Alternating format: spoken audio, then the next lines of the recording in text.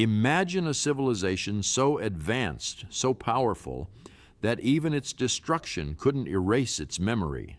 A place described by the greatest minds of the ancient world, a place that vanished completely in a single day and night. This is not a myth. This is a mystery. Welcome to Before Us. The story of Atlantis begins not in the ocean, but in the writings of a Greek philosopher named Plato, around 360 BC. Plato described Atlantis in two of his works, Timaeus and Critias. He wrote about a powerful naval empire that existed approximately 9,000 years before his own time. An island larger than Libya and Asia Minor combined, located beyond the Pillars of Hercules, what we today call the Strait of Gibraltar. But here is where it gets interesting. Plato didn't present Atlantis as a legend. He presented it as history. He claimed the story came from Egyptian priests, passed down through generations, describing real events that actually happened.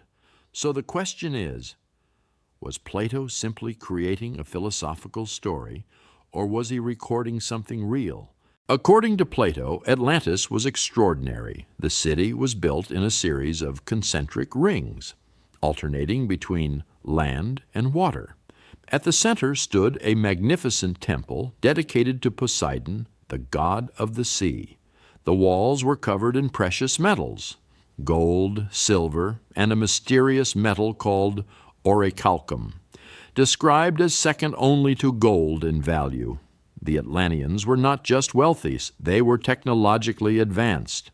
They had built canals, harbors, and a network of tunnels. They had hot and cold running water. They commanded a military force powerful enough to conquer much of Europe and Africa. But power, Plato warned, corrupts. Over generations, the Atlanteans became greedy and morally corrupt. And so, the gods punished them. In a single day and night, Atlantis sank beneath the ocean forever. For centuries, explorers, historians, and scientists have searched for Atlantis, and the theories are fascinating. Some believe Atlantis was located in the Atlantic Ocean, perhaps near the Azores Islands, where underwater mountain ranges suggest a landmass once existed above sea level. Others point to the Mediterranean.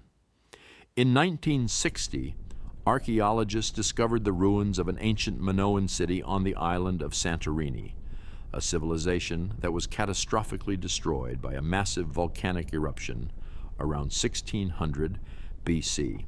The similarities to Plato's description are striking.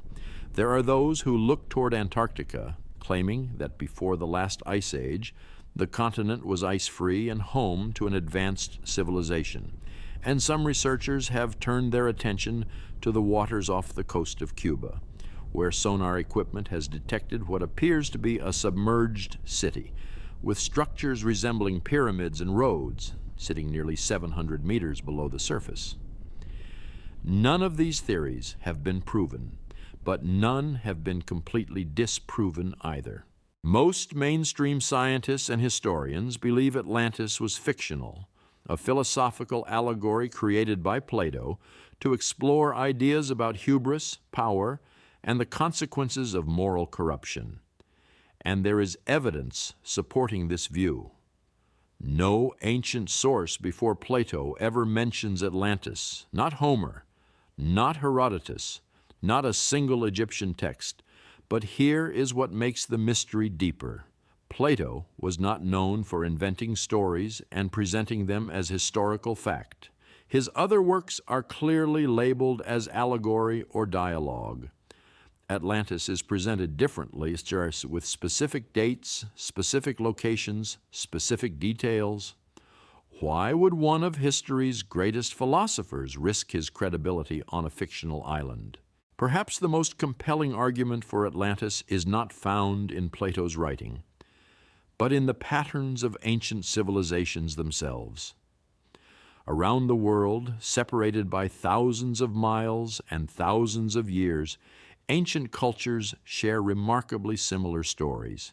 A great flood, a lost golden age, an advanced civilization destroyed by the gods. The Mesopotamians had it. The Hindus had it. The Mayans had it. The ancient Egyptians had it. Could all of these cultures independently invent the same story, or were they all remembering the same event?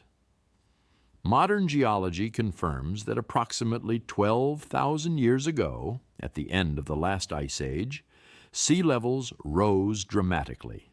Entire coastlines were swallowed by the ocean. Civilizations living on coastal plains would have been completely destroyed. Whatever existed before us may have been erased not by myth, but by water. We may never find Atlantis. The ocean keeps its secrets well. But the question is not just whether Atlantis existed. The real question is this: how many civilizations came before us, rose to greatness, and then disappeared without a trace? History, as we know it, is only the beginning. If you want to explore what came before us, subscribe, because we are just getting started before us.